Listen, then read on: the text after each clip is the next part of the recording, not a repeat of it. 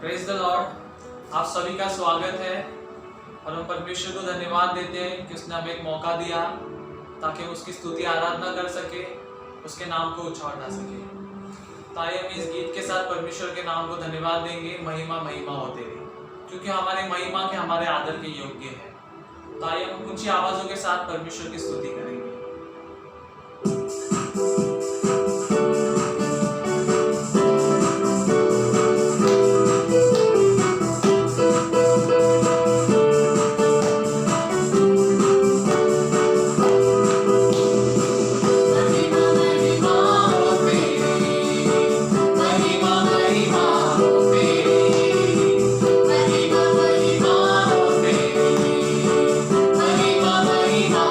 Baby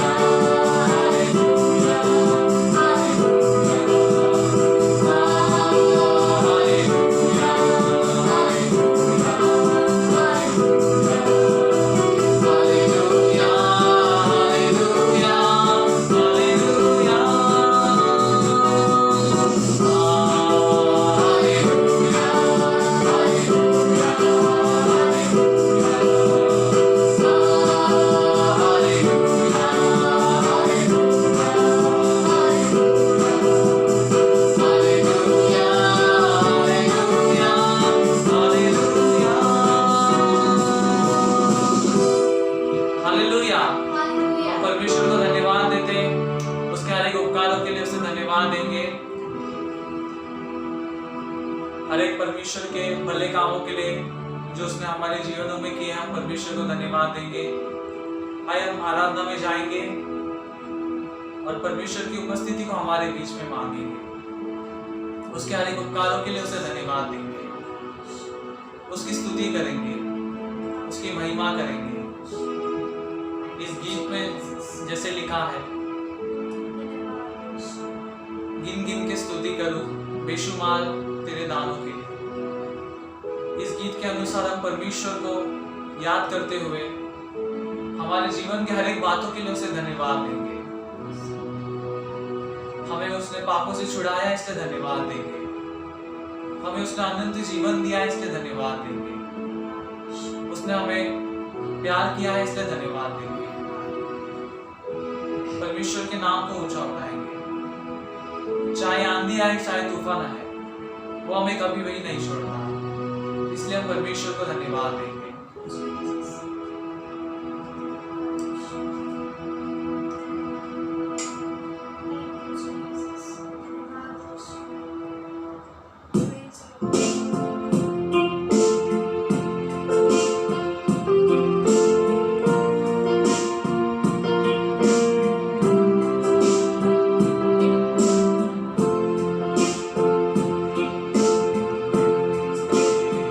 स्तुति करो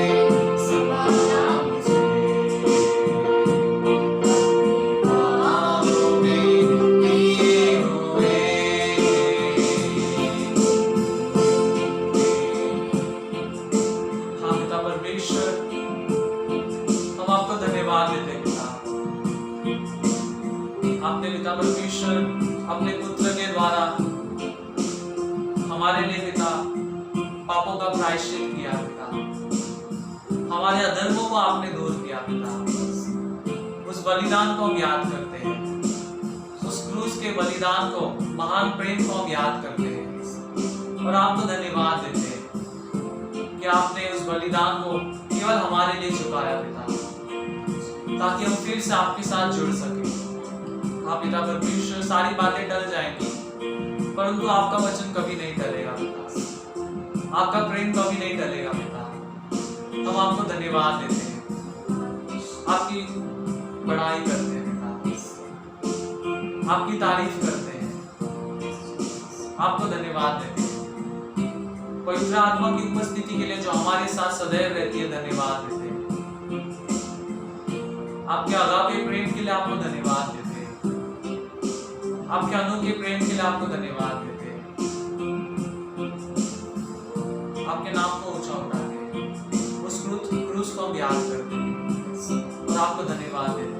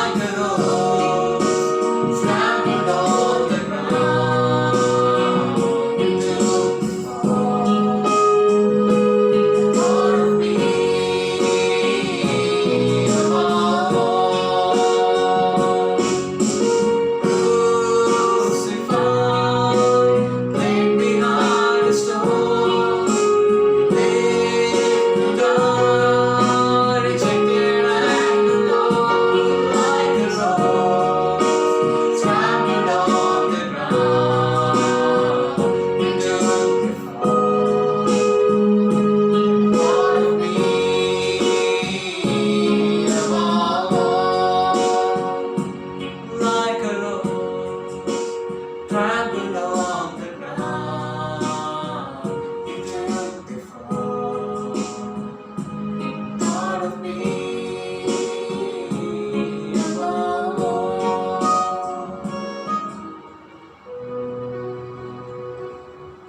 हाँ पिता परमेश्वर, आपको धन्यवाद देते हैं। इस समय के लिए हम आपको धन्यवाद देते हैं पिता। आपका वचन कहता है पिता परमेश्वर कि आपने जगत से ऐसा प्रेम किया कि आपने अपने इकलौते पुत्र यीशु मसीह को हमारे लिए दे दिया, ताकि जो कोई उस पर विश्वास करे वो नाश न हो परंतु अनंत जीवन पाए। हाँ पिता परमेश्वर, हम मांगते पिता कि आपके उस अनंत जीवन के सहभागी होने के लिए पिता आप हमें सहायता कीजिए पिता। इन समयों में पिता परमेश्वर हमें आपके और करीब आने के लिए आप हमें सहायता कीजिए। आपकी क्रूस के बलिदान को याद करते हुए पिता आपके प्रेम में और मजबूत होने के लिए आप हमें सहायता कीजिए पिता। आपके वचनों को पिता परमेश्वर थामे रहने के लिए आप हमें सहायता कीजिए पिता। इस सुंदर उपस्थिति के लिए हम आपको धन्यवाद देते हैं पिता। आपने ऐसा किया, धन्यवाद देते हैं।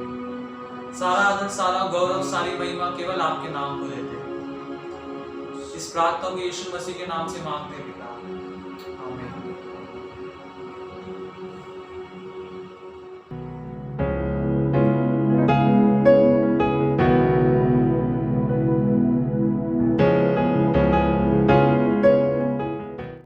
आइए हम प्रभु भोज में जाने से पहले कुछ वचनों को देखेंगे। पहला कुरिन्थियों 11वां अध्याय 23 से लेके 32 तक हम देखेंगे। क्योंकि यह बात मुझे प्रभु से पहुंची और मैंने तुम्हें भी पहुंचा दी कि प्रभु यीशु ने जिस रात वह पकड़वाया गया रोटी ली और धन्यवाद करके उसे तोड़ी और कहा, यह मेरी देह है जो तुम्हारे लिए है, मेरे स्मरण के लिए यही किया करो। इसी रीति से उसने बियारी के पीछे कटोरा भी लिया और कहा, यह कटोरा मेरे लहू में नई वाचा है, जब कभी पियो तो मेरे स्मरण के लिए यही किया करो।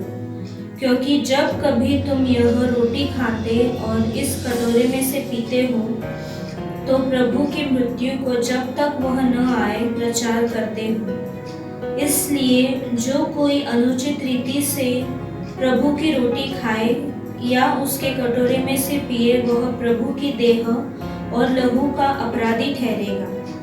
इसलिए मनुष्य अपने आप को जांच ले और इसी रीति से इस रोटी में से खाए और इस कटोरे में से पिए।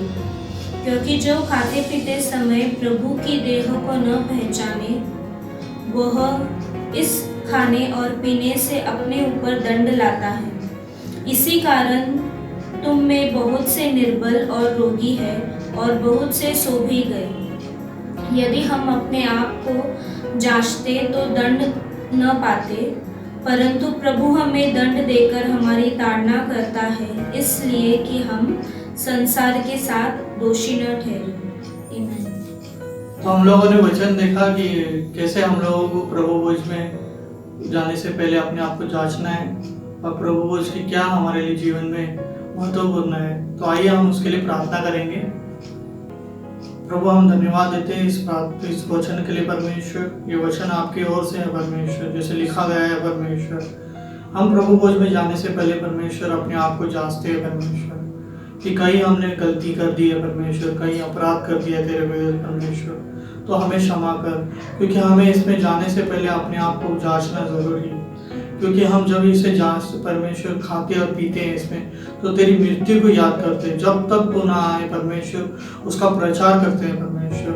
तो और परमेश्वर वो सारी बातों को हम परमेश्वर याद करते हैं जो अब तक हमने परमेश्वर जाने अनजाने में या नहीं पहचाना कोई सारी चीज़ों को, जैसे वचन में लिखा है परमेश्वर। अगर हम नहीं पहचाने वो सारी चीज़ों तो हम दोषी ठहरेंगे परमेश्वर इस संसार के जैसे परमेश्वर। मगर तूने हमें दोष लगाने के लिए नहीं परमेश्वर, मगर एक अपनाने के लिए और तेरे साथ में ठहराने के लिए हमें बनाया परमेश्वर। और अपने आप को तूने त्यागा है परमेश्वर उस क्रूस पे परमेश्वर। इसलिए धन्यवाद देते हैं परमेश्वर।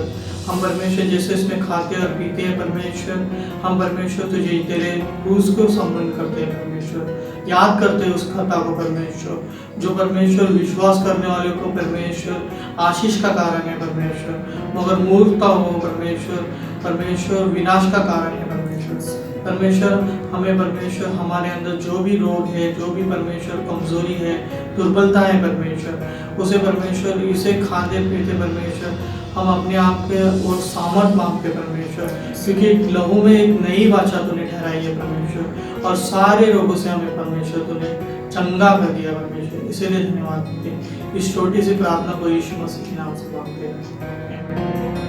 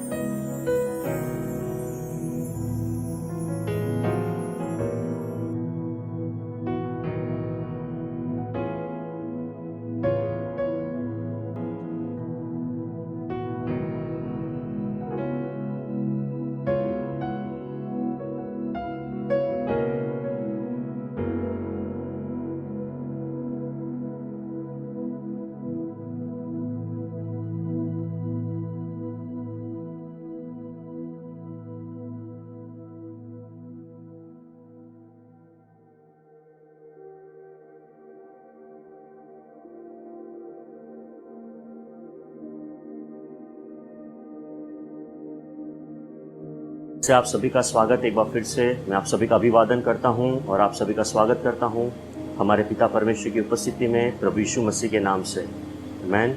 और कलीसिया आए हम आज के सुबह परमेश्वर के वचनों में जाए, और आज का जो मेरा टॉपिक है, आज का मेरा जो विषय है वो है परमेश्वर पे निर्भर होना।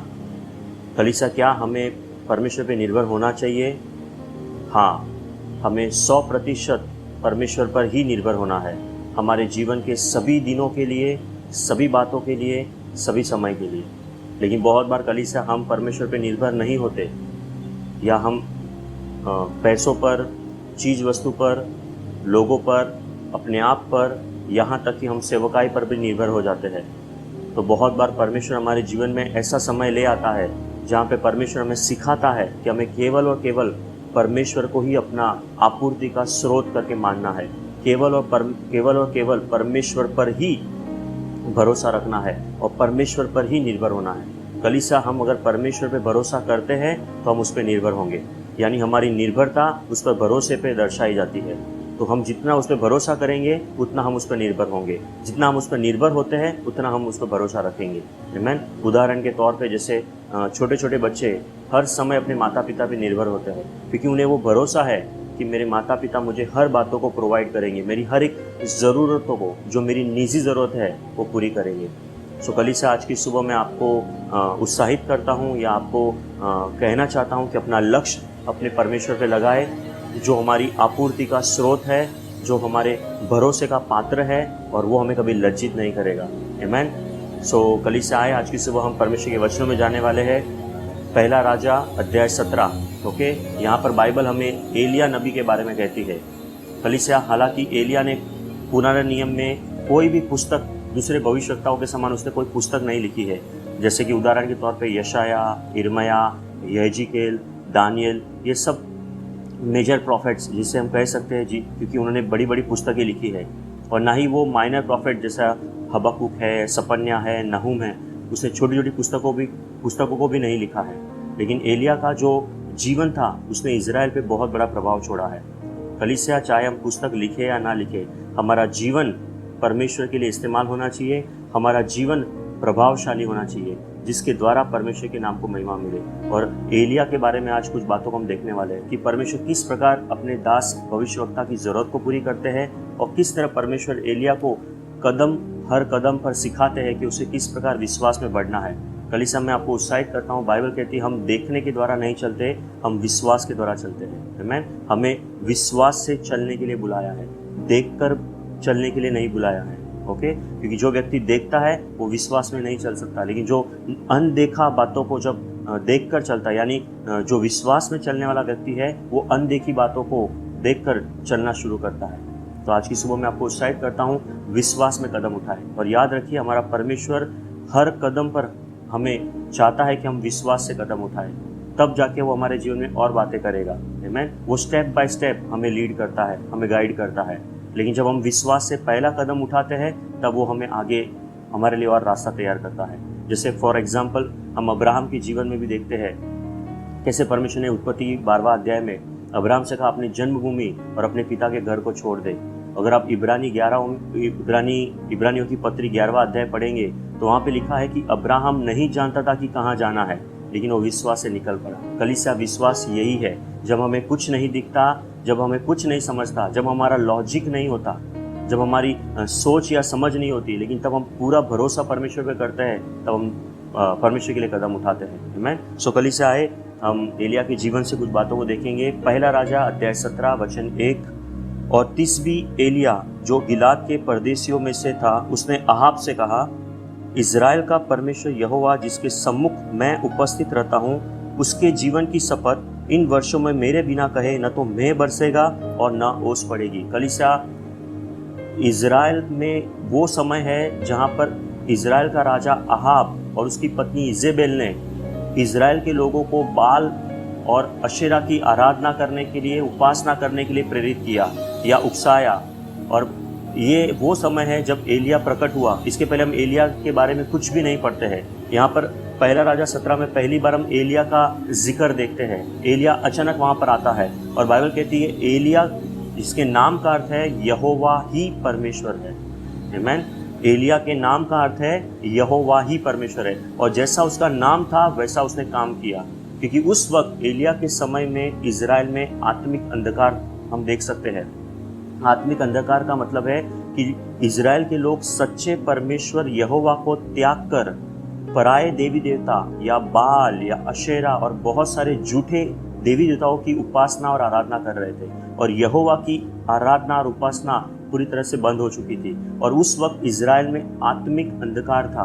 उस वक्त परमेश्वर का दास एलिया नबी परमेश्वर के समान, परमेश्वर के जैसा हृदय लेकर उस स्थान पे पहुंचता है। और बाइबल कहती है उसने इज़राइल के राजा अहाब से बातें की। अगर हम अहाब के बारे में पढ़ेंगे तो उसके पहले का अध्याय अगर आप पढ़ेंगे, अध्याय 16 में आखिरी में लिखा हुआ है कुछ वचनों में कि अहाब ने 2 बुराइयां की है।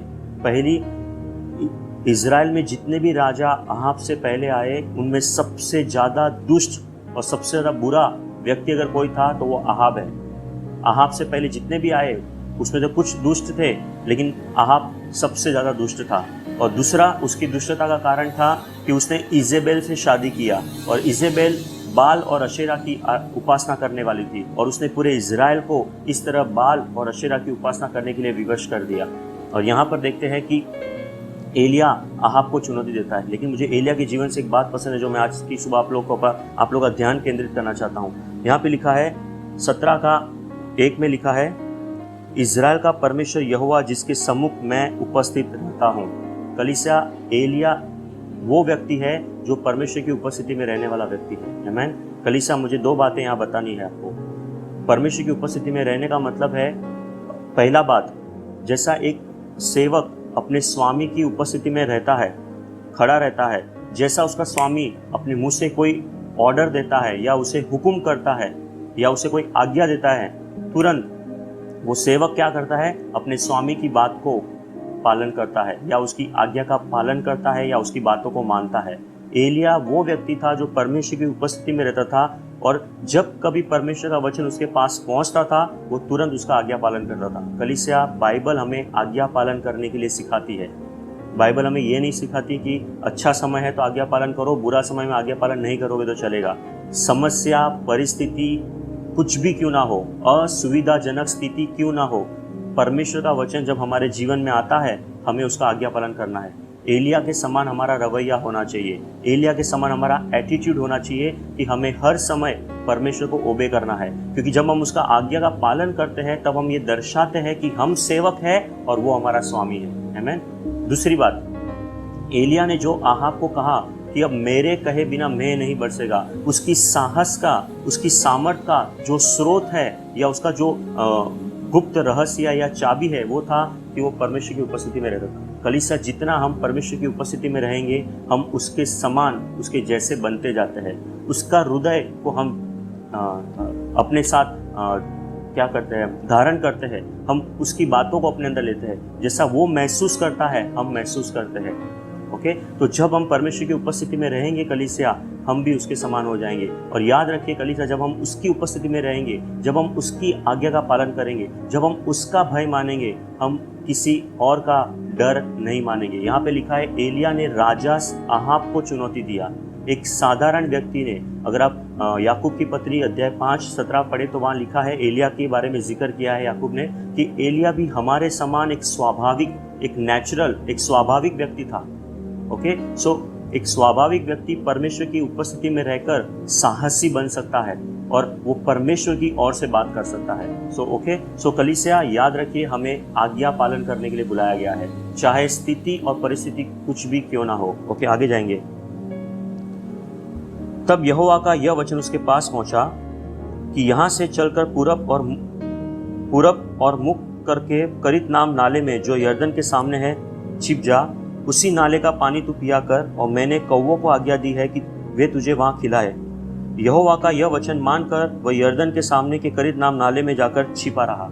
ओके, वचन 2, 3, 4, 5 में आप पढ़ सकते हैं। यहाँ पे लिखता है कि जब एलिया ने आहाब को चुनौती दिया कि अब मेरे कहे बिना मैं या बारिश इजराइल पर नहीं गिरेगी या ओस नहीं पड़ेगी।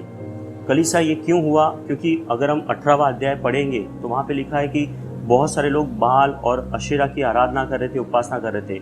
बाल जो देवता था वो आकाश का देवता है, वो बारिश का देवता है। और इजराइल के लोग जो धरती पे जो अन्न उपजता है या जो उपज आती है उसके लिए वो बाल पर निर्भर हो गए थे, क्योंकि वो आकाश का देवता है, वो बारिश का देवता है। इसलिए इजराइल के लोग बाल की आराधना करने लगे, बाल को खोजने लगे, बाल को प्रसन्न करने के लिए वो बहुत कुछ करते थे। लेकिन बाइबल कहती है कि परमेश्वर ने बाल को जो उसके बाल जो बारिश का देवता है उससे भी रोक दिया। कलीसिया मैं आपको कहना चाहता हूँ, हमारा परमेश्वर सर्वशक्तिमान है। अगर आप निर्गमन का 12वां अध्याय पढ़ेंगे तो परमेश्वर का वचन कहता है कि परमेश्वर ने मिस्रियों को और मिस्रियों के बहुत सारे लोगों को और यहाँ तक कि मिस्रियों के जो देवता थे उन्हें भी दंड दिया। यानी हमारा परमेश्वर सर्वशक्तिमान है कलीसिया। ओके, अपने परमेश्वर को कभी हमें नीचा या कम नहीं हाँकना है। वो सबसे बड़ा है, सबसे महान है, सर्वशक्तिमान है। आमीन। और यहाँ पर हम देखते हैं कि इजराइल बाल के ऊपर इसलिए निर्भर है क्योंकि वो बारिश का देवता है। और यहाँ पर एलिया ने आहाब को वही चुनौती दिया कि अब मेरे कहे बिना बारिश नहीं आएगी। कलीसिया हमारा परमेश्वर ने बाल को भी नियंत्रण किया, बारिश को भी नियंत्रण किया, क्योंकि परमेश्वर के दास ने आहाब को जाके चुनौती दिया था। क्योंकि बाइबल कहती है कि उस वक्त इजराइल में लोग परमेश्वर यहोवा को आराधना या उपासना करना बंद कर दिए थे। और परमेश्वर ने अपने लोगों को सबक सिखाने के लिए अपने दास एलिया को खड़ा किया। और कलीसिया हम सब जानते हैं परमेश्वर अपने समय में अपने लोगों को खड़ा करता है ताकि वो जाकर लोगों तक उसका संदेश पहुंचा है। आमीन। आज की इस पीढ़ी में, आज के इस समय में आप और मैं उसके लोग हैं। और हमें भी परमेश्वर चाहता है कि हम भी एलिया के समान उसके अधीन रहे, उसका भय माने और उसकी उपस्थिति में बने रहे, ताकि हम साहस के साथ उसके राज्य के सत्य वचन को लोगों तक लेके जा सके। आमीन। सो यहाँ पर आगे देखेंगे तो यहाँ पे लिखा है, परमेश्वर कहता है कि तू अपने आप को उस नाले में जाके, उस करीत नामक नाले के पास जाके छुपा दे। यहाँ पे दो बातें हैं कलीसिया। पहला, क्योंकि परमेश्वर नहीं चाहता था कि एलिया आहाब के हाथ पड़े, क्योंकि एलिया के लिए बहुत सारा काम आगे बाकी है। इसलिए परमेश्वर चाहता था कि एलिया अपने आप को आहाब से छुपा के रखे। ओके। दूसरा ये बात थी कि एलिया ने जब प्रार्थना की या एलिया ने जब चुनौती दी तब बाइबल कहती है परमेश्वर ने आकाश को बंद कर दिया। हो सकता है एलिया उस वक्त घमंड में आ सकता था, या कोई उसे पूछता या देखता, अरे तू कितना बड़ा भविष्यवक्ता है, तेरी प्रार्थना से प्रभु ने क्या किया है। कलीसिया परमेश्वर बहुत बार हमें घमंड में गिरने से बचाता है। और अगर हमें घमंड में गिरने से बचना है तो हमें परमेश्वर के साथ अकेले में रहना बहुत ज़रूरी है। हमें परमेश्वर में छुपना बहुत ज़रूरी है। हमारा छुपना हमारी सुरक्षा ही नहीं, लेकिन हमें बहुत बार आने वाले घमंड से भी बचाता है। क्योंकि यहाँ पे लिखा है एलिया को परमेश्वर छुपने के लिए कहता है ताकि वो आहाब से बचे। और दूसरा, परमेश्वर चाहता था कि एलिया परमेश्वर के ऊपर निर्भर हो जाए अपनी ज़रूरतों के लिए। और तीसरा, परमेश्वर नहीं चाहता था कि एलिया किसी भी घमंड में गिरे। कलीसिया घमंड कोई भी व्यक्ति को आ सकता है, किसी भी व्यक्ति को आ सकता है। कैसे भी आ सकता है। हमें बहुत संभालना है, हमें घमंड में नहीं चलना है या घमंड में नहीं गिरना है। अगर परमेश्वर हमारे जीवन का इस्तेमाल करता है तो हमें सारी महिमा उसे देनी है। अगर हम अच्छा प्रचार करते हैं, हम अच्छी आराधना करते हैं, हम अच्छी प्रार्थना करते हैं या हमारी सेवकाई बहुत सफलतापूर्वक फलवंत हो रही है, हमें सारी बातों में नम्रता से परमेश्वर के अधीन होकर परमेश्वर को ही महिमा देनी है। और हमें यह कहना है प्रेरित पौलुस के समान कि आज मैं जो कुछ भी हूँ वो परमेश्वर के अनुग्रह से हूँ, मेरे वजह से नहीं। ओके, सो यहाँ पर हम देखते हैं परमेश्वर ने कहा कि तू अपने आप को उस नाले में छुपा दे, और वहां पे मैंने कौवों को आज्ञा दी है कि वो तुझे रोटी और मांस खिलाएंगे। कलीसिया, ये वो कौवे हैं जिसे हम कह सकते हैं जंगली कौवे, या जो बड़े ब्लैक कलर के जो बर्ड आते हैं, ये जो साधारण कौवे हैं वो नहीं। और वो लोग ज़्यादातर मांसाहारी रहते हैं, ओके, और वो लोग ज़्यादा करके दूसरों का शिकार छीनते हैं। लेकिन परमेश्वर जो अलौकिक परमेश्वर है, अपने दास भविष्यवक्ता की ज़रूरत को पूरा करने के लिए परमेश्वर ने कौवों को आज्ञा दी है। ऐसा वचन में लिखा है कि मैंने कौवों को आज्ञा दी है कि वो तुझे रोटी और जो भोजन है वो खिलाए, और उस नाले का पानी तू पिया करना। बाइबल कहती है जब परमेश्वर ने अपने दास की बात को गंभीरता से लिया, कलीसिया, जब हम परमेश्वर पे भरोसा करते हैं, जब हम परमेश्वर के लिए खड़े होते हैं, तब परमेश्वर हमारी हर एक बातों को गंभीरता से लेता है। जो भी प्रार्थना हम एक बार भी करते हैं उसे वो गंभीरता से लेता है, और परमेश्वर उसका उत्तर भी देता है। और यहाँ पे लिखा है कि जब परमेश्वर ने इजराइल पर अकाल को भेजा, एक भयंकर अकाल आया, तो परमेश्वर ने अपने दास की जरूरत पूरी करने के लिए उसे उस करीत नामक नाले में भेजा। और यहाँ पर परमेश्वर खुद कहता है कि मैं तेरे लिए प्रबंध करूंगा, मैं तेरी आपूर्ति पूरी करूंगा। कलीसिया, हमारी आपूर्ति का स्रोत और कोई नहीं, हमारा परमेश्वर है। आमीन। हमेशा याद रखिए, हमारी आपूर्ति, हमारी ज़रूरत ना हमारे व्यवसाय से, ना हमारे नौकरी से, ना हमारे ताकत से, ना हमारे बुद्धि से, लेकिन हमारे परमेश्वर से पूरी होती है। अगर वो हमें बुद्धि देता है तभी सब कर सकते हैं, जब वो हमें शक्ति देता है तभी हम सब कुछ कर सकते हैं। यानी सारी महिमा हम परमेश्वर को दे सकते हैं, क्योंकि इंस्ट्रूमेंट, पात्र, चैनल अलग अलग हो सकते हैं, व्यवसाय, नौकरी अलग अलग, लेकिन जो सोर्स है, जो स्रोत है, वो केवल परमेश्वर है। आमीन। और परमेश्वर चाहता है कि हम उस पर निर्भर हो जाए। परमेश्वर चाहता है कि हम केवल उस पर भरोसा रखें। परमेश्वर की ये इच्छा है कि हम किसी और बात पर नहीं, किसी और लोगों पर नहीं, अपने आप पर नहीं, लेकिन उस पर भरोसा करें। आमीन। तो यहाँ पर परमेश्वर ने एलिया के लिए कौवों को भेजा, जो सुबह और शाम समय पर उसको रोटी और मांस खिलाते थे।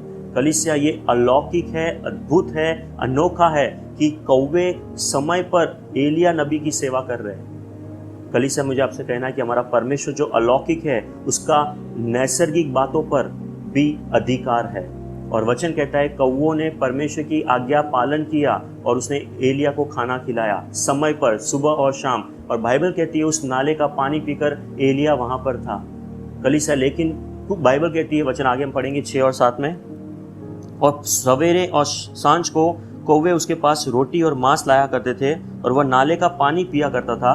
कुछ दिनों के बाद उस देश में वर्षा न होने के कारण नाला सूख गया। कलीसिया, एक बात याद रखिए, जो नैसर्गिक होता है वो सूख सकता है, वो रुक सकता है, लेकिन जो अलौकिक होता है वो कभी रुकता नहीं है और कभी सूखता नहीं है। इसलिए हमारा जो लक्ष्य है, हमारा जो ध्यान है, वो नैसर्गिक बातों पर नहीं होना चाहिए, आत्मिक या अलौकिक बातों पर होना चाहिए। जहाँ हमारा परमेश्वर है, जो हमारा परमेश्वर है, हमारा परमेश्वर अलौकिक है। जब हमारी नजरें उस पर है, वो ना कभी सूखता है ना कभी रुकता है। लेकिन जो नैसर्गिक है वो सूख सकता है, रुक सकता है। लेकिन यहाँ पर एक सबक, एक सीख परमेश्वर अपने दास भविष्यवक्ता को दे रहा था, जो आज कलीसिया आपको और मुझे भी दे रहा है परमेश्वर। क्योंकि एलिया को परमेश्वर ने ही उस नाले में छुपने को कहा, परमेश्वर ने ही एलिया को कौवों के द्वारा भोजन खिलाया, परमेश्वर ने ही उस नाले का पानी पीने के लिए एलिया से कहा। लेकिन बाइबल कहती है कुछ दिनों के बाद वो पानी सूख गया। कलीसिया, याद रखिए, परमेश्वर नहीं चाहता कि हम नाले के पानी पर डिपेंड हो जाए या कौवों पे डिपेंड हो जाए। बहुत बार परमेश्वर हमारा डिपेंडेंसी हटाने के लिए उन चीज़ों को रुका सकता है, उन चीज़ों को सुखा सकता है, ताकि हमारा डिपेंडेंसी, हमारी निर्भरता केवल और केवल परमेश्वर पर ही हो। याद रखिए कलीसिया, हमारा परमेश्वर जलन रखने वाला परमेश्वर है। वो आपको और मुझे किसी और के साथ शेयर नहीं कर सकता। वो चाहता है कि हम उस पर ही भरोसा रखें, उस पर ही निर्भर हो जाए, और वो हमारी आपूर्ति का स्रोत है। वो हमारी हर एक कमी घटी को प्रभु यीशु मसीह की धन और महिमानुसार पूरी करने वाला परमेश्वर है। ऐसा नया नियम में प्रेरित पौलुस फिलिपियो 4:19 में कहता है। आमीन। सो कल से आज की सुबह मैं आपसे कहना चाहता हूँ, हमारा नौकरी, हमारा व्यवसाय, हमारा जीवन में ऐसी कोई भी बातें, यहाँ तक कि हमारी सेवकाई, हमारा स्रोत नहीं है। हमारा स्रोत हमारा परमेश्वर है। आमीन। जिसके द्वारा हमारी सारी जरूरतें पूरी होती है। वो हमारी सारी आपूर्ति को प्रबंध करने वाला परमेश्वर है। वो हमारा प्रबंध करने वाला, हमारा जरूरत पूरा करने वाला परमेश्वर है। आमीन। और यहाँ पे जब एलिया ने देखा कि पानी सूख गया है, कलीसिया याद रखिए, परमेश्वर आज हमें ये सबक सिखा रहा है। आज हम इस कोरोना वायरस का जो महामारी जो बाहर फैला है पूरे विश्व में, तकरीबन 4 महीने के ऊपर हो गया है। अच्छे लोगों की जो हालत है वो खराब हो चुकी है। कलीसिया, परमेश्वर एक संदेश आपको और मुझे दे रहा है। अपनी सारी बातों पर, अपने पैसों पर, अपनी सेवकाई पर, अपनी चीज़ों पर, हर एक बातों पर, अपनी प्रॉपर्टी पर भरोसा करना बंद करो। केवल मुझ पर भरोसा रखो, केवल मैं ही तुम्हारा स्रोत हूँ। आमीन। सो कलीसिया, बहुत बार परमेश्वर हमारे जीवन में ऐसी बातों को भेजते हैं ताकि हम उस पर भरोसा करना सीखें। यहाँ पर परमेश्वर एलिया को उस पर भरोसा करना सिखा रहे हैं। हालांकि परमेश्वर एलिया की जरूरत भी पूरी कर रहे हैं, उसे विश्वास में बढ़ा भी रहे हैं, लेकिन साथ ही साथ एलिया, हो सकता है एलिया वहाँ पे कंफर्ट जोन में है। एलिया बोलता अब मैं रिलैक्स हूँ, अब अकाल जितना समय चलता है चलने दो, कौवे सुबह और शाम आ रहे हैं, नाले का पानी मिल रहा है, अब मुझे कोई बात की चिंता करने की जरूरत नहीं है। और कलीसिया याद रखिए, जितना हम अपने आप को नहीं जानते उतना परमेश्वर हमें जानता है। और परमेश्वर ने इस बात को जानकर कि एलिया अब परमेश्वर पे डिपेंड नहीं है, इसलिए परमेश्वर ने उसका डिपेंडेंसी हटा दिया। कलीसिया, जब हम परमेश्वर पे डिपेंड नहीं होंगे, जब हम परमेश्वर पे भरोसा नहीं रखते, या जब परमेश्वर के ऊपर निर्भर नहीं होते, तो परमेश्वर बहुत बार हमारे जीवन में उन चीज़ों को हटा देता है। मैंने मेरे व्यक्तिगत जीवन में देखा है, जब मैं कोई बातों पर डिपेंड हो चुका था, ओके, लेकिन परमेश्वर ने वो मेरा डिपेंडेंसी हटा दिया, तब परमेश्वर ही मेरा चुनाव बचा। केवल परमेश्वर पे निर्भर होना है। आमीन। फिर आगे हम देखेंगे परमेश्वर कैसे एलिया को अगुवाई करता है। ओके, हो सकता है एलिया ने सोचा अगर पानी सूख गया है तो चलो मैं प्रार्थना करता हूँ, क्योंकि मेरी प्रार्थना से अगर बारिश रुकी है तो मेरी प्रार्थना से बारिश आ भी सकती है। क्योंकि याकूब 5:17 कहता है कि एलिया ने गिड़गिड़ा कर प्रार्थना की कि मैं ना बरसे, और 3.5 साल तक मैं नहीं बरसा। फिर उसने प्रार्थना की और बारिश आई। लेकिन बाइबल कहती है यहाँ पर एलिया के जीवन से एक अच्छी बात मुझे वो लगी कि उसने अपने आप को नहीं देखा, उसने परमेश्वर को देखा। क्योंकि परमेश्वर की योजना, परमेश्वर की इच्छा पूरा करने का उसका मकसद था। उसने ये नहीं कहा रे अकाल भयंकर है, पानी रुक चुका है, पानी सूख चुका है, अब एक काम करता हूँ, मेरा क्या होगा, चलो मैं प्रार्थना करके प्रभु से मांगता हूँ। हो सकता है एलिया वहाँ प्रार्थना करता तो 18वां अध्याय में जो बातें हुई वो नहीं हो पाती। हम सब जानते हैं 18वां अध्याय में क्या हुआ, कैसे परमेश्वर एलिया को कहता है कि अपने आप को जाके आहाब को दिखाओ। बाद में हम अगर समय मिला तो जाएंगे, अगर नहीं तो मैं जल्दी से बताता हूँ। पहला राजा 18 का 1 पढ़ेंगे तो लिखा है 3 वर्ष लगभग बीत चुके थे और परमेश्वर यहोवा का वचन फिर से एलिया नबी के पास पहुंचा कि जाके अपने आप को आहाब को दिखा और मैं पृथ्वी पर मैं बरसाऊंगा। कलीसिया, तब एलिया सारे बाल के, अशीरा के नबियों को और इजराइल के लोगों को इकट्ठा करता है कमरेल पर्वत पर, और वहाँ पर वो चुनौती देता है एक बार फिर से कि अगर बाल परमेश्वर है तो उसके पीछे हो लो, अगर यहोवा परमेश्वर है तो केवल उसका भय मानो। और हम सब जानते हैं नतीजा क्या हुआ, परिणाम क्या हुआ। परमेश्वर ने एलिया की प्रार्थना से स्वर्ग से, आकाश से आग प्रकट की, उस होम बलि पशु को, लकड़ी को, धूल को और पानी को सुखा दिया, ग्रहण किया। और वहाँ पर परमेश्वर ने इजराइल को बताया कि एक ही परमेश्वर है जिसने आकाश और पृथ्वी बनाई है, जो सब बातों पे नियंत्रण लेता है, यहाँ तक कि बाल के ऊपर भी नियंत्रण लेता है। जिसको तुम बारिश का देवता कह के मानते हो और पूछते हो, उसको ही मैंने रोक रखा है, क्योंकि हमारा परमेश्वर सर्वशक्तिमान है। और बाइबल कहती है एलिया वो व्यक्ति था जिसने इजराइल में बेदारी लाई। एक अकेले व्यक्ति ने इजराइल राष्ट्र को परमेश्वर की ओर लेके आया। कलीसिया, ये आपका और मेरा समय है। हम कितने भी साधारण या स्वाभाविक क्यों ना हो, हमारा परमेश्वर अलौकिक परमेश्वर है।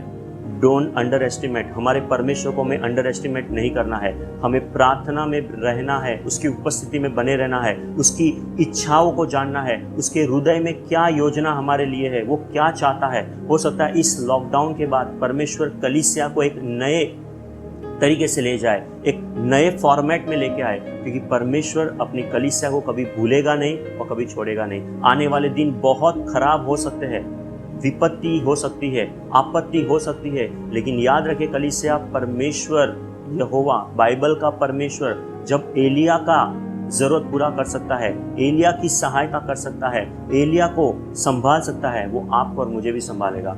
याद रखिए, आने वाले दिन इस लॉकडाउन में और इस लॉकडाउन के बाद कुछ अद्भुत और अनोखे होंगे, भयानक हो सकते हैं, बुरे हो सकते हैं, लेकिन याद रखिए परमेश्वर अपनी कलीसिया का ध्यान रखने वाला है। वो आपका और मेरा ध्यान रखेगा, वो हमें संभालेगा, हमारी जरूरत पूरी करेगा। इसलिए संसार के साथ कुड़कुड़ाइए मत, रोइए मत, परमेश्वर पर भरोसा रखिए और हर बातों के लिए उस पर निर्भर हो जाइए। आमीन। फिर हम देखते हैं कि परमेश्वर उसको, एलिया को उस विधवा के पास भेजता है। मैं जल्दी से बताना चाहता हूँ क्योंकि समय जा रहा है। परमेश्वर एलिया को विधवा के पास भेजता है, कहता है मैंने सारपत नगर में एक विधवा को कहा है कि वो तुझे भोजन खिलाए। पहला परमेश्वर ने कहा मैंने कौवों को आज्ञा दी है, अब परमेश्वर कहता है मैंने विधवा को आज्ञा दी है। कलीसिया याद रखिए, परमेश्वर आपके और मेरे लिए तैयारी करता है। आमीन। जब आप और मैं उस पर भरोसा रखेंगे, उसके कार्यों को करेंगे, तो हमारी जीवन की जरूरत के लिए वो किसी और को हमारे लिए पहले से तैयार रखेगा। आमीन। वो आज भी वही परमेश्वर है, वो ना बदलने वाला परमेश्वर है। और अगर वो बदलता तो वो परमेश्वर नहीं है, लेकिन मलाकी में लिखा है वो ना बदलने वाला परमेश्वर है। मैं यहोवा कभी बदलता नहीं, इसलिए उसके कार्य, उसकी सामर्थ नहीं बदलती, वो आज भी करने के लिए सामर्थ्य है। आमीन। कलीसिया यहाँ पे लिखा है कि एलिया को लगा होगा कि अरे मेरे को परमेश्वर सारपत नगर में भेज रहा है, हो सकता है कोई अमीर आदमी होगा जो मेरी जरूरत पूरी करेगा। लेकिन याद रखिए कलीसिया, बाइबल कहती है, पहला कुरिन्थियंस अध्याय 1 वचन 27-28 में लिखा है, परमेश्वर ने जगत के मूर्खों को, निर्बलों को, अज्ञानियों को, तुच्छों को चुना है। याद रखिए परमेश्वर साधारण लोगों का इस्तेमाल करता है। परमेश्वर माइनॉरिटी, जो बहुमत नहीं है, उनका उपयोग करता है। जो टूटे हैं, जो सिंपल लोग हैं, परमेश्वर उनका चुनाव करता है और उनके द्वारा अपने सामर्थ्य के काम प्रकट करता है। संसार में लोग जो बुद्धिमान है, जो शक्तिवान है, उनका उपयोग करते हैं, लेकिन बाइबल का परमेश्वर कमजोरों का और साधारणों का उपयोग करता है, क्योंकि ये हमारा परमेश्वर है जो सबसे अलग और सबसे अनोखा है। और बाइबल कहती है यहाँ पर परमेश्वर एलिया को उस विधवा के घर भेज रहा है, और वहाँ पे लिखा है कि परमेश्वर ने, ये पहला भविष्यवक्ता है जो एक अन्य जाति के पास गया। ओके, और वचन में लिखा है वहाँ पर, क्योंकि इजराइल पूरी तरह से परमेश्वर से दूर हो चुका है, इसलिए परमेश्वर ने एलिया को एक गरीब विधवा के पास भेजा जो अन्य जाति की थी। कलीसिया, मुझे आपसे कहना है, जब अगर आप लूका रचित सुसमाचार का 4 अध्याय पढ़ेंगे तो बाइबल कहती है यीशु मसीह आत्मा से भरा हुआ गलील को लौटता है और नाजरत में आता है, जहाँ पर वो पाले पोसे गए थे, और वहाँ पर आराधनालय में आके यशायाह नबी की पुस्तक पढ़ते हैं। तब लोग जो उसको सुनते हैं, उसकी सराहना करते हैं और बाद में कहते हैं अरे ये तो यूसुफ का बेटा है। तब यीशु मसीह कहता है कोई भी भविष्यवक्ता अपने नगर में सम्मान नहीं पाता। और वहाँ पर यीशु मसीह एलिया नबी का ये उदाहरण कहते हैं कि एलिया उस वक्त इजराइल की किसी विधवा के पास नहीं, लेकिन अन्य जाति विधवा के पास भेजा गया। कलीसिया, उसका मतलब यह है कि यीशु मसीह उन यहूदियों से कह रहे हैं, अगर तुम मुझे प्रभु या उद्धारकर्ता या तुम्हारा मसीहा करके स्वीकार नहीं करोगे तो परमेश्वर अन्य जाति में से लोगों को लेके आएगा। और बाद में अगर हम पढ़ेंगे लूका रचित सुसमाचार के 4 अध्याय में, तो लिखा है वो यहूदी लोग क्रोध से भर गए जब एलिया की बात का उदाहरण और बाद में एलीशा की बात का उदाहरण यीशु मसीह ने उनको दिया। उन्होंने यीशु मसीह को मार देना चाहा या मारने के लिए योजना बनाई, क्योंकि उन्होंने ये बात समझ ली थी कि जैसे एलिया अन्य जाति के पास भेजा गया, वैसे बाइबल कहती है यीशु मसीह का कहने का कारण था कि अगर तुम मुझे और मेरे संदेश को ठुकराओगे तो परमेश्वर जिसे तुम कहते हो वो तुम्हारे में से नहीं, अन्य जातियों में से लोगों को लेके आएगा। और ये बात यहूदियों को पसंद नहीं आई। ओके, तो यहाँ पे लिखा है परमेश्वर ने एलिया को अन्य जाति की विधवा, एक गरीब विधवा के पास भेजा। और जब एलिया उस नगर में गया तो वो लकड़ी चुन रही थी, और बाइबल ने लिखा है जब एलिया उसके पास गया, एलिया ने उससे विश्वास से पूछा। देखो कलीसिया, परमेश्वर ने पहले कहा था कि मैंने विधवा को आज्ञा दी है कि वो तेरी जरूरत पूरी करेगा। यहाँ पर एलिया का विश्वास परमेश्वर ने था कि परमेश्वर ने अगर मुझे यहाँ भेजा है तो उसके द्वारा प्रभु मेरी जरूरत भी पूरी करेगा। कलीसिया, अगर परमेश्वर हमें भेजता है तो परमेश्वर हमारी जिम्मेदारी लेगा। आमीन। हमें हमारी जिम्मेदारी लेने की जरूरत नहीं है, लेकिन जब हम खुद चाहते हैं तो जिम्मेदारी हमारी है, उसकी नहीं। तो वचन कहता है जब उसने उस विधवा को जाके कहा मुझे एक गिलास पानी दे, तो विधवा पानी लेने के लिए जा रही है, कहता है अपने हाथ में एक रोटी का टुकड़ा लेके आना। तो वो विधवा कहती है तेरे परमेश्वर यहोवा की शपथ, यानी वो अन्य जाति की थी। उसने कहा तेरे परमेश्वर यहोवा की शपथ, मेरे पास एक भी रोटी नहीं है, थोड़ा सा मैदा या थोड़ा सा आटा है और थोड़ा सा तेल है, इसलिए मैं लकड़ी चुन रही थी कि उसे पकाऊं और खाऊं पीऊं और अपने बेटे के साथ खाऊं और पीऊं और फिर मर जाऊं, क्योंकि अकाल भयंकर था। अकाल ने सभी को असर किया था। यहाँ पे लिखा है कि एलिया ने उस स्त्री से कहा, सबसे पहला मुझे एक रोटी दे, और मैं तुझसे कहता हूँ कि परमेश्वर यहोवा जब तक ये अकाल समाप्त नहीं होता तब तक तेरे घड़े का मैदा या आटा नहीं चुकेगा और तेरे कुंपी का तेल खत्म नहीं होगा। कलीसिया, यहाँ पर हम और एक बात सीख सकते हैं। एलिया ने तो विश्वास से पूछा क्योंकि परमेश्वर ने उसको भेजा था, लेकिन उस विधवा का विश्वास देखिए जो अन्य जाति की थी। उसने परमेश्वर यहोवा का जो दास था उसकी बात पर भरोसा किया। उसने विश्वास किया कि अगर मैं उसे देती हूँ। कलीसिया, जब नया नियम अगर हम देखते हैं मरकुस का 6 अध्याय में, जब यीशु मसीह 5000 लोगों को 5 रोटी और 2 मच्छी से खिलाते हैं, वहाँ पे एक लड़का होता है जिसके पास टिफिन था। उस टिफिन में 5 रोटी और 2 मच्छी थी, और जब उसने यीशु मसीह को दिया, उसने विश्वास से दिया कि प्रभु इस रोटी के और इस मच्छी के द्वारा मेरी और सबकी जरूरत पूरी कर सकता है। और कलीसिया, बाइबल बताती है यीशु मसीह ने 5000 पुरुषों को वहाँ पे खाना खिलाया, सिर्फ 5 रोटी और 2 मच्छी से। ये अलौकिक काम था जो यीशु मसीह ने वहाँ पर किया, जो खाने को बहुगुणित किया। लेकिन वहाँ पे स्त्रियों और बच्चों को काउंट नहीं किया गया। अगर स्त्रियों और बच्चों को काउंट करते तो लगभग 20,000 के आसपास लोग हो जाते थे। लेकिन बाइबल कहती है यीशु मसीह ने 5000 पुरुषों को खाना खिलाया और कुछ टोकरियाँ बच गई, उसने खाने को मल्टीप्लाई किया। हम पुराने नियम में देखते हैं एलिया के बाद से जब स्त्री ने उसे रोटी दिया, बाइबल कहती है जब तक अकाल खत्म नहीं हुआ उसके घड़े का आटा भी नहीं चुका और उसके कुप्पी का तेल भी नहीं घटा। कलीसिया, जब हम परमेश्वर की सेवा करते हैं, जब परमेश्वर हमें जो निर्देश देते हैं उसका पालन जैसा परमेश्वर चाहता वैसा ही करते हैं, तो परमेश्वर हमारे द्वारा दूसरों की भी जरूरत पूरी करता है, उसे आशीष भी करता है और वहाँ चमत्कार भी होता है। आमीन। कलीसिया, यहाँ चमत्कार से बड़ी बात है कि उस विधवा ने परमेश्वर के दास पे भरोसा दिखाया। हो सकता है उस अकाल में वो कह सकती है, अरे मेरे पास तो एक ही रोटी है, थोड़ा पानी है, मैं अपने लिए रखूँ कि तुझे दूँ। उसने अपने आप को रखने से पहला उसे दे दिया। कलीसिया, याद रखिए परमेश्वर ने उस विधवा की जरूरत एलिया के द्वारा पूरा किया, जैसे एलिया की जरूरत उस विधवा के द्वारा पूरी हुई। ओके, उसके बाद हमें आगे कहानी मालूम है। फिर हम आते हैं वचन अध्याय 19 में। 19 अध्याय में लिखा है कि पहले वचन में कि 18वें अध्याय में जो हुआ, मेरे पास समय कम है इसलिए मैं थोड़ा जल्दी जा रहा हूँ। 18वें अध्याय में हम सब जानते हैं कि एलिया ने कैसे बाल के नबियों को, अशेरा के नबियों को और इस पूरे इजराइल को कमरेल पर्वत पर इकट्ठा किया और उनको चुनौती दिया, आप सभी को पता है। फिर 19वें अध्याय की शुरुआत में एक बात लिखी है पहले वचन में, उसमें ऐसा लिखा है कि यह बात अहाब ने इजेबेल अपनी पत्नी से कहा कि एलिया ने तेरे नबियों के साथ ऐसा ऐसा किया है।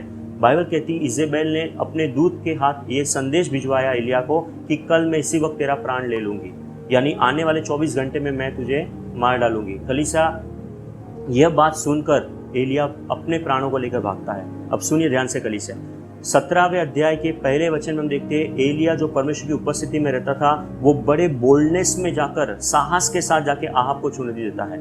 18वें अध्याय में एक महान साहस का काम करता है। क्या करता है? जब स्वर्ग से आग प्रकट होकर उस होम बलि पशु को ग्रहण करती है, तब एलिया बाल के और अशरा के सभी नबियों को घात करता है या उन्हें मार डालता है। वो साहस का काम करता है। लेकिन 19वें अध्याय में एक स्त्री के, एक औरत की धमकी से वो अपने प्राणों को लेकर भागता है। कलीसिया, बाइबल जो है ना, बाइबल वो बहुत ईमानदार पुस्तक है। वो हमें बड़ा चढ़ा के चीजें नहीं बताती। अगर वो हमें स्ट्रॉन्ग पार्ट बताती है तो वीक पार्ट भी बताती है, यानी अगर वो मजबूत हिस्सा बताएगी तो कमजोर हिस्सा भी बताती है। क्यों बताती है? ताकि हम उसके द्वारा सीखें। कलीसिया, बाइबल के सभी जो कैरेक्टर है, पुराना नियम या नया नियम, वो आपके मेरे लिए एक एग्जाम्पल है जिसके द्वारा हम सीख सकते हैं। हम उनके प्लस पॉइंट से भी सीख सकते हैं, उनके माइनस पॉइंट से भी सीख सकते हैं। और बाइबल ईमानदार पुस्तक है, इसीलिए उसने एलिया का वीक पॉइंट में बताया। वो उस धमकी से डरकर वहां से भाग गया। ओके कलीसिया, बहुत बार हमारे जीवन में भी डर आता है। ओके, वो परमेश्वर जानता है। और बाइबल कहती है यहाँ पर एलिया अपने प्राणों को लेकर भागता है। एलिया का स्ट्रॉन्ग पार्ट बाइबल ने बताया तो वीक पार्ट भी बाइबल ने बताया। बाइबल ने केवल स्ट्रॉन्ग पार्ट नहीं बताया या केवल वीक पार्ट नहीं बताया। परमेश्वर अपने दासों का वीक पॉइंट भी बताता है ताकि हमें सबक दे, हमें सिखाए। अगर परमेश्वर ने उनकी सहायता उस कमजोर परिस्थिति में भी किया, उनके डर में भी किया, तो आपकी सहायता भी मेरी भी सहायता वो कमजोरी में और वीक पॉइंट में, हमारे डर में भी वो कर सकता है। आमीन। मैं इसलिए बाइबल हमें किसी का वीक पॉइंट इसलिए नहीं बताती कि हम उस पर दोष लगाए या उसका मजाक बनाए, वो इसलिए बताती है ताकि हमें उसके द्वारा सांत्वना मिले, हम उसके द्वारा सीखे और समझे कि बाइबल का परमेश्वर बहुत कुछ कर सकता है। फिर जल्दी से हम आगे जाएंगे। फिर वचन कहता है उसके बाद एलिया एक जाऊ के पेड़ के तले बैठ जाता है, ओके, और वहाँ पर वो अपने प्राणों को कहता है कि परमेश्वर, मैं अपने पुरखा से अच्छा नहीं हूँ, मैं मरना चाहता हूँ। कलीसिया याद रखिए, जब परमेश्वर हमारा इस्तेमाल करता है ना, तो हमें अपने आप को दूसरों से ज़्यादा अच्छा नहीं समझना है। आई एम समथिंग नहीं, मैं जो कुछ हूँ परमेश्वर के अनुग्रह से हूँ। बहुत बार कलीसिया हमारे अंदर घमंड इसलिए आ सकता है, देखा मेरे कहने से बारिश रुकी, मैंने स्वर्ग से आग प्रकट की है, अब मेरे द्वारा हो सकता है, इसलिए परमेश्वर ने उसको उस परिस्थिति से गुजरने दिया एलिया को। और वहाँ पर परमेश्वर एलिया को एक नया सबक सिखा रहा है कि कभी भी अपने आप को दूसरों से अच्छा मत समझ। और बाइबल में सिखाती है हमेशा हमें अपने आप से बढ़कर दूसरों को समझना है, ओके। हमेशा दूसरों को अच्छा समझिए, अपने आप को अच्छा समझना नहीं कि मैं बहुत धर्मी हूँ, मैं बहुत अच्छा हूँ, मेरे जैसा कोई नहीं है, वगैरह वगैरह, ये सब बंद कीजिए। परमेश्वर को ये सब पसंद नहीं है। परमेश्वर को केवल वो लोग पसंद है जो नम्रता से चलते हैं। नम्रता का मतलब है परमेश्वर, मैं तेरे बगैर कुछ नहीं। आमीन। सो यहाँ पर लिखा है वो अपने प्राणों को मांगता है, वो अकेलेपन में, निराशाजनक स्थिति में, हैरानी में, परेशानी में और मददहीन, आशाहीन स्थिति में बैठा है। कलीसिया बहुत बार हम भी ऐसी परिस्थिति से गुजरते हैं जहाँ हमें कोई मदद नहीं मिलती, हम असहाय महसूस करते हैं, हम रिजेक्ट महसूस, अपने आप को कोसते हैं, अपने आप को दोष देते हैं, अपने आप को नीचा समझते हैं, या फिर दूसरों के साथ दूसरों के साथ अपनी तुलना करते हैं और बहुत कुछ। तो कलीसिया मैं आपसे कहना चाहता हूँ, परमेश्वर हमारे जीवन से सारी कमियों को निकाल कर बाहर करना चाहता है। और बाइबल कहती है तब एलिया वहाँ पर सो जाता है, तब परमेश्वर अपने स्वर्गदूत को भेजता है। पहला परमेश्वर ने कौवों को भेजा, फिर विधवा के पास एलिया को भेजा, अब परमेश्वर स्वर्गदूत को भेजता है कि वो एलिया की जरूरत को पूरा करे। कलीसिया कितना महान, अद्भुत, अनोखा और अलौकिक परमेश्वर हमारा है, जो अपने कलीसिया का या अपने दासों का ध्यान रखता है जब हम उस पर भरोसा करते हैं। कलीसिया याद रखना, फिर से एक बार कहता हूँ, हमें आज इस वक्त से, अभी से हर बातों के लिए उस पर भरोसा रखना है।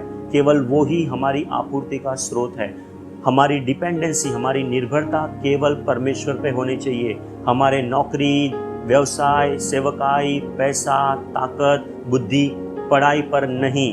ये सब ज़रूरी है, ये सब इम्पोर्टेंट है, ये सब परमेश्वर ही हमें देता है, लेकिन बहुत बार परमेश्वर के आशीष ही पर हम निर्भर हो जाते हैं, उसकी वजह है कि हम परमेश्वर पे निर्भर हो। इसलिए मैं आपको कहना चाहता हूँ, परमेश्वर के आशीषों पे निर्भर ना हो जाए, परमेश्वर की सुविधाओं पर निर्भर ना हो जाए, लेकिन परमेश्वर पे निर्भर हो जाए, परमेश्वर को अपना स्रोत माने। आमीन। और यहाँ पे लिखा है जब एलिया को परमेश्वर का स्वर्गदूत उठा के कहता है उठ खा पी, और वो खाता पीता है फिर लेट जाता है। बाइबल कहती है दूसरी बार स्वर्गदूत आता है, उसे कहता है उठ खा पी, क्योंकि तुझे 40 दिन और 40 रात चलकर परमेश्वर के पहाड़ होरेब तक जाना है। कलीसिया, परमेश्वर हमारे जीवन की सभी दिनों को, सभी योजनाओं को जानता है। हम बहुत बार गिव अप करते हैं क्योंकि हमें हमारा भविष्य नहीं मालूम, लेकिन परमेश्वर को मालूम है कि अगर एलिया वहाँ पर परमेश्वर से मृत्यु मांगता, अगर वो मर जाता तो एलीशा का अभिषेक नहीं होता, क्योंकि उसके बाद एलीशा एलिया के बाद आता है। ओके, सो बाद में देखा है कि दूसरे अध्याय में एलिया भवनडर में होकर स्वर्ग में उठा लिया जाता है। आमीन।